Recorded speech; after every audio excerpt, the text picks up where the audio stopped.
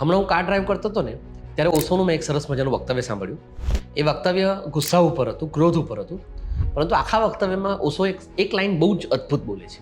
તેઓ કહે છે કે જ્યારે તમે કોઈકના ઉપર ગુસ્સો કરો છો અથવા કોઈક વાતને કારણે તમને કોઈકના ઉપર ગુસ્સો આવે છે, ત્યારે એ ગુસ્સો જે છે એ તમારી પ્રતિક્રિયા છે, એટલે કે રિએક્શન છે. એ તમારી ક્રિયા નથી. હવે ક્રિયા અને પ્રતિક્રિયા આ બેને પણ ઓશોએ બહુ સરસ મજાની સમજાવી છે.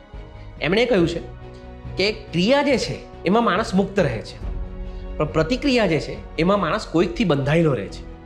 તો આ વાત આમ જોવા જઈએ તો કેટલી મજાની છે કે આપણે જ્યારે કોઈકના ઉપર ગુસ્સો કરીએ છીએ અથવા કોઈક પર ઉકળી ઉઠે છે, ત્યારે આપણે પોતે જ આપણું રિમોટ સામેના માણસને આપી દઈએ છીએ, અથવા આપણે પોતે જ આપણા ગળામાં પટ્ટો બાંધીને દોરી એના હાથમાં આપી દઈએ છીએ. અને બીજી વાત, ઘણી વખત કેટલાક લોકો તો આપણો ગુસ્સો પણ ડિઝર્વ નથી કરતા, તો પછી આપણે પ્રતિક્રિયા કરીને કે રિએક્શન આપીને કોઈકના ગુલામ બનવું કે પછી ક્રિયાઓ કરતા રહીને, કર્મ કરતા રહીને મુક્ત રહેવું, એ આપણા પર છે.